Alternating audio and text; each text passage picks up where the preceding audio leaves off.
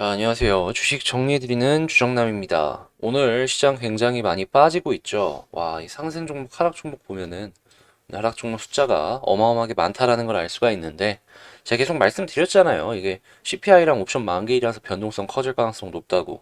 오늘이 옵션 만기일이기 때문에 더더욱 지금과 같은 모습이 나타나는 것이다. 이렇게 생각해 보면 되겠습니다. 자, 지금 일단 미국도 한번 보자면 이 전일 발표된 PPI에 이어서 이게 생산자 물가지수죠.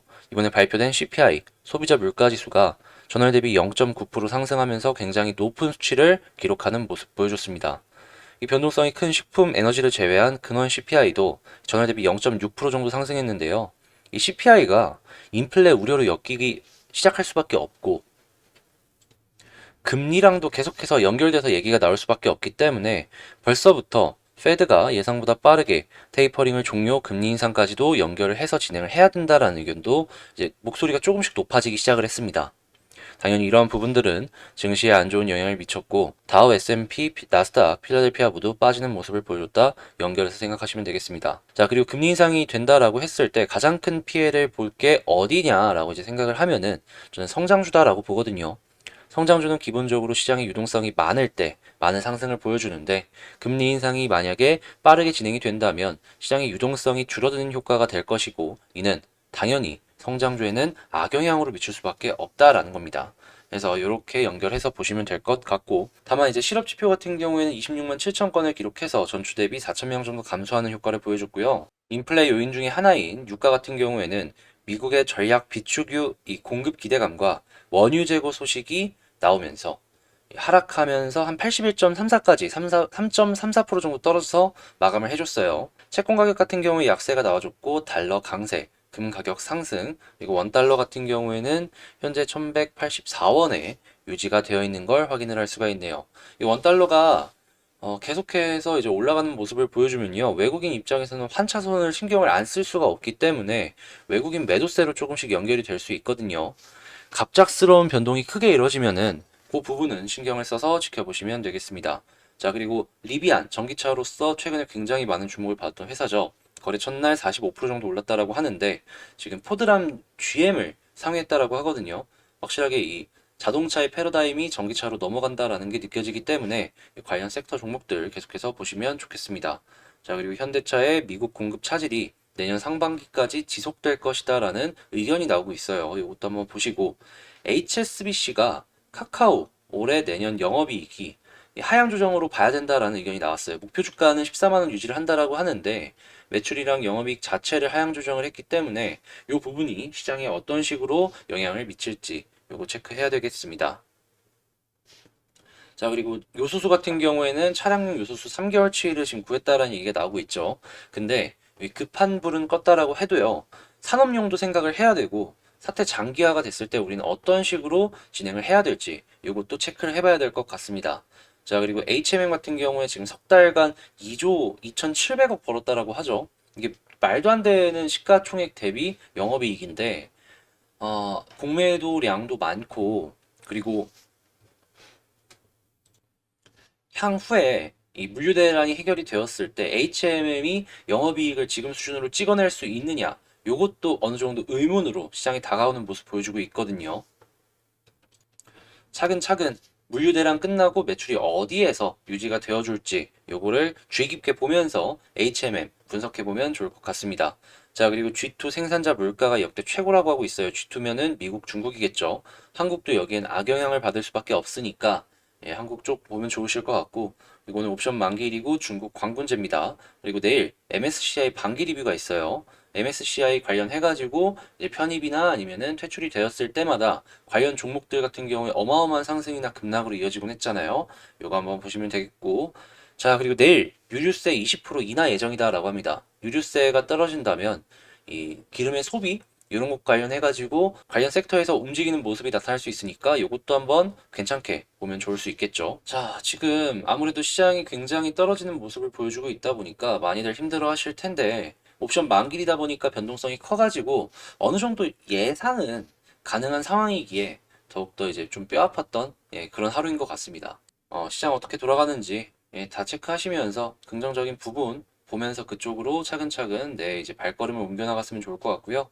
제 영상 도움되셨다라고 생각을 하시면 구독 그리고 좋아요 한 번씩 눌러주시면 감사하겠습니다. 자, 그럼 개별 종목 한번 보도록 할게요. 자, 제가 이번에 가지고 온 종목은 한국 BNC입니다.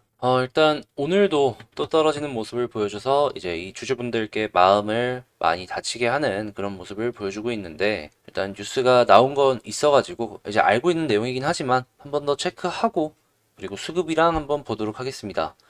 자, 일단 한국 BNC 같은 경우에는 현재 이 안트로키노놀에 대한 한국 등 일부 국가에 대한 제조 판매 권리를 확보하고 있다라고 하죠.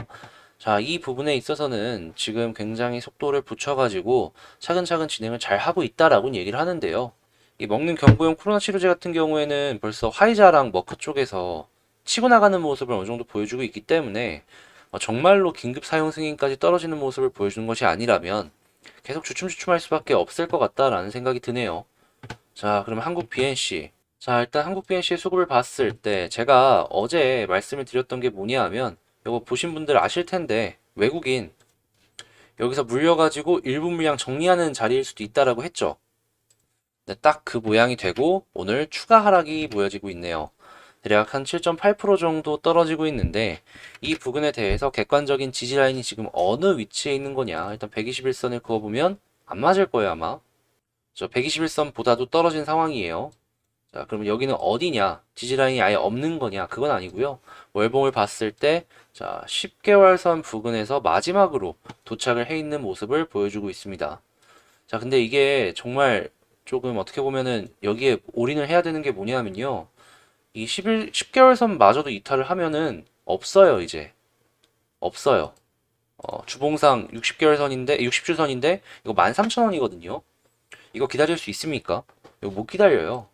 정말 계속해서 들고 계셨던 분들이라도 이 부근마저 이탈하는 모습 보여주면은 거기선 진짜 다시 생각을 해봐야 되는 그러한 상황이다라는 것이죠. 이게 솔직히 어제 이 양봉 나왔을 때 이 음봉을 다 잡아먹는 그림이 나왔다면 양봉 하나 더 나오는 그림이 나올 수 있었거든요. 근데 시기가 되게 절묘한 게요. 아까 그 시장 분석했을 때도 말씀을 드렸지만, 그 미국이랑 중국의 인플레이션 얘기가 계속 나오고 있고 CPI 되게 높게 나왔고 거기에다가 오늘 옵션 만기일이에요. 변동성이 클 수밖에 없다라는 거죠. 모든 게 겹친 게 오늘이었는데 한국 BNC의 입장에서는 어제 오늘이 가장 중요했던 시기였단 말이죠. 시장도 안 도와줘가지고 계속해서 떨어지는 상황이다. 이렇게 좀 보셔야 될 것 같아요. 자, 그러면 정말로 이 종목 다시 올라가기 위해선 어떻게 해야 될까? 한번 그림을 그려보면요.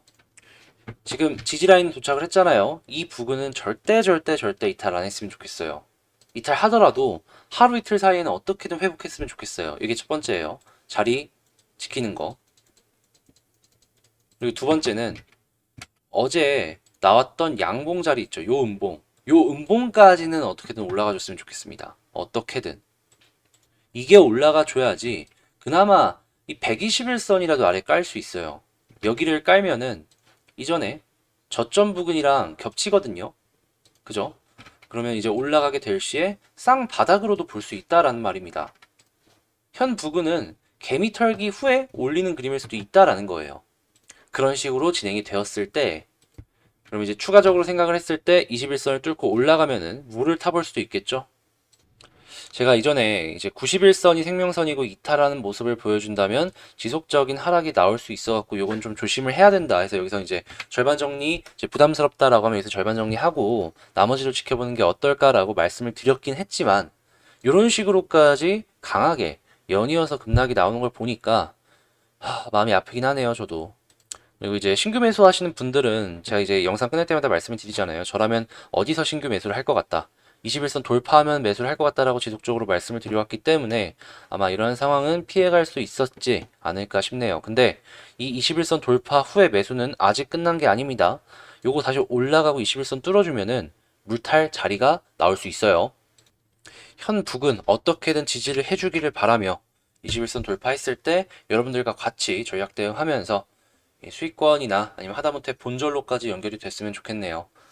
각자 물린 자리는 다르겠지만 마음고생하는 그거는 다 같을 테니까 우리 모두 으쌰으쌰 하면서 이 어려운 시장 잘 헤쳐나갔으면 좋을 것 같고요. 우리 혼자 절망한다라고 해서 바뀌는 거 없습니다. 어떻게든 전략 대응하면서 탈출할 생각을 하셔야지. 저는 다음에 더 좋은 영상으로 다시 찾아뵙도록 하겠습니다. 아, 그리고 제가 이제 곧 있으면 멤버십을 오픈을 합니다. 이제 오늘 멤버십이 열리긴 했는데 아직 여러분들께 소개는 안 드리고 있죠. 이제 관련 영상이랑 계속해서 올라갈 텐데 여기서 뭘 할 거냐면 뭐 매수매도 추천하는 리딩 그런 건 안 할 거고요. 제가 지금 현재 보고 있는 관심 종목을 한 15개 기준으로 넣고 빼고 할 거예요. 그러니까 여러분들께서 이 주정남이 보고 있는 관심 종목이 실시간으로 뭔지 궁금하시다라고 생각을 하시면은 멤버십 가입하시고 영상 보시면 되겠죠. 저 같은 경우에 영상을 1일 1영상으로 멤버십 영상도 올릴 예정이기 때문에 그거 보시면서 아, 얘는 이런 식으로 보는구나. 이거 참고해 보시면 나름 도움이 되지 않을까 싶어요. 자, 그럼 저는 다음에 더 좋은 영상으로 다시 찾아뵙도록 하겠습니다. 감사합니다.